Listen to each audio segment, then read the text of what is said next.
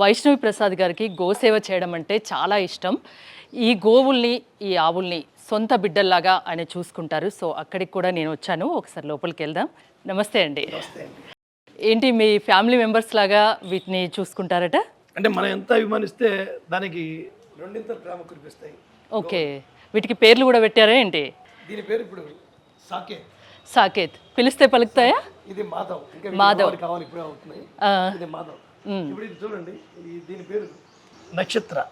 ఇది చాలా చిన్నప్పటి నుంచి నా దగ్గర పెరిగింది మాట. ఇది దీని పేరు నక్షత్ర. ఓకే, ఇది మీ వాయిస్ గుర్తుపడతాయి ఇవి? గుర్తుపడతాయి బాగా. చెవులు ఆడిస్తాయి. ఇప్పుడు దాని పేరు చూడండి, పెద్ద ఉందా, అది మందారం అనగా దాని చెవులు వెనక్కి వెళ్తాయి. నేను పిలిస్తే పలుకుతుందో చూస్తాను. మందారం. మందారం ఏమైందమ్మా? మందారం. ఓ చూసారా? చెవులు. కస్తూరి దీని పేరు. ఏమైందన్న ఎండు గడుస్తుంది. ఇది చూడంగానే ఏడుపు వచ్చేస్తుంది దీనికి. కలమ్మ నీళ్ళు వస్తుంది దీనికి. ఎందుకంటే దీనికి పలకరింపు ఎక్కువ కావాలన్నమాట. దీన్ని పలకరిస్తూ ఉండాలి, మాట్లాడుతూ ఉండాలి. దీనికి కాస్త దూరం ఉంటే రోజు వీటికి టైం కేటాయిస్తారా మీరు? ఖచ్చితంగా ఎంతో కొంత సమయం వీటితో. పొద్దున మాత్రం ఎర్లీ మార్నింగ్ ఉంటా 6:30, 7కి మన దగ్గర కాసేపు ఉంటాం, అరగంట. ఇది ఒక 5 నిమిషాలు అవగానే కలమ నీళ్ళు పెట్టేసుకుంటాం. వాటర్ వచ్చేస్తాయి దానికి. కలమ నీళ్ళు వచ్చేస్తుంది దీనికి అంటే. మీరు వచ్చారన్న దాన్ని ఆనందం, ఆనంద బాష్పాలు. అవునవును, ఏడ్చేస్తుంది.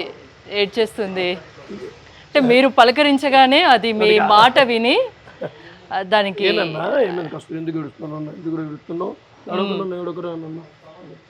నన్న మందారం ఒకసారి పైకి నాన్న ఇటు మందారం ఇటు చూడరా. ఒక్కొక్క ఆవుతో వైష్ణవి ప్రసాద్ గారికి చాలా అటాచ్మెంట్ ఉంది. చూసారు కదా, జస్ట్ పలకరిస్తేనే వాటర్ వస్తున్నాయి ఐస్ లోంచి.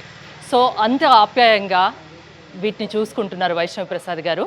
ఇంకోటి ఏంటంటే, ఈ ఆవు పాలను ఇక్కడ చుట్టుపక్కల వాళ్ళందరికీ ఫ్రీగా డిస్ట్రిబ్యూట్ చేస్తారు వైష్ణవి ప్రసాద్ గారు. సో ప్రతిరోజు ఇక్కడికి వచ్చి మీరు వీటి సేవ కూడా చేసుకుంటారు, అంతేనా? అంటే గోసేవలో చేసుకుంటే ఉండే ఆనందం ఇంకెక్కడ దొరకదు మనకి. మీ కళ్ళలో ఆ ఆనంద బాష్పాలు కూడా వస్తున్నాయి. అంటే మీ ఎమోషనల్ ఫీలింగ్ నాకు అర్థమవుతుంది. ఇంచుమించు ఒక 15-16 ఏళ్ళ నుంచి నాకు ఈ గోవులతో అనుబంధం ఏర్పడింది అనమాట. అంటే నాకు ఫస్ట్ నుంచి కూడా ఏంటంటే గో ఆధారిత వ్యవసాయం అనేది చాలా ఇంట్రెస్ట్. అవి అలా అనుకున్నప్పుడు 4 ఆవులు సేకరించడం, వాటి ద్వారా వాటి సంతతి వృద్ధి చెందడం, 75 ఆవులు అవడం. దాని తర్వాత అక్కడ తోటకి నేను అస్తమానం వెళ్ళలేకపోవడం ఓ విధమైన బాధగా ఉండేది. ఆవుల్ని రోజు మిస్ అయిపోతానే అని. అప్పుడు అక్కడి నుంచి ఈ 3 ఆవులను తీసుకొచ్చి ఇక్కడే నేను నా గోశాల ఈ కార్ షెడ్ని తీసేసి గోశాలగా ఏర్పాటు చేసుకుని వీటిని ఇక్కడ రోజు చూసుకుంటూ ఆనందం అవుతుంది. 10 రోజులకి ఒకసారి నేను అక్కడికి వెళ్ళి అక్కడున్న గోవులను పలకరించి వస్తాను. గోసేవ చేసుకోవడంలో ఉన్న తృప్తి, సంతృప్తి ఇంకోటి లేదంటారు, అంతేనా? 100%. ఓకే, అంటే మీ ఆనందం నాకు తెలుస్తుంది, మీ ఫీలింగ్స్ తెలుస్తున్నాయి. సో రియల్లీ గ్రేట్ అండి వైష్ణవి ప్రసాద్. ప్రతి ఆవు కూడా కనపడంగానే ఒక విధమైన ఆనందం వాటిలో కూడా ఉంటుంది అన్నమాట. వాళ్ళు పేరు పెట్టి పిలిస్తే వెంటనే చెవులు రిక్కించడం, వెనక్కి తిరగడం ఇలా చూస్తుంటాయి అన్నమాట. అది చూసారు దానికి. అవును, అది ఏడుస్తుంది ఏకంగా. పేర్లు కూడా భలే పెట్టారండి. చాలా సాధు చేయమాట. అసలు దీన్ని ఎప్పుడు కొంటే అప్పుడు మనం పాలు తీసేసుకోవచ్చు. లేరనన్న ఇలా అంటే ఇది పాలిష్ చేస్తుంటుంది. ఓకే, ఏ టైంలో మనం ఎప్పుడు పాలు తీసుకుని ఇచ్చేస్తుంది. టైం ఉంటే ఉండదు దీనికి. మనకి ఎప్పుడు కొంటే అప్పుడు గ్లాస్తో తీసుకోవడం, తాగచ్చు. అవి కూడా మీ ఫ్యామిలీ మట్టుకే కాకుండా అందరికీ మీరు పంచుతున్నారు కదా? అవునండి. ఓకే, మీ గురించి విన్నాను. ఇక్కడికి వచ్చి చూస్తే రియల్లీ నిజంగా చాలా గ్రేట్ అండి. మీలాంటి వ్యక్తి చాలా అరుదుగా ఉంటారు. అలాంటిది మీరు రాజకీయాల్లోకి రావాలనుకున్నారు, వచ్చారు. స్వతంత్ర అభ్యర్థిగా మల్కాజ్గిరి పార్లమెంట్ నియోజకవర్గం నుంచి పోటీ చేస్తున్నారు.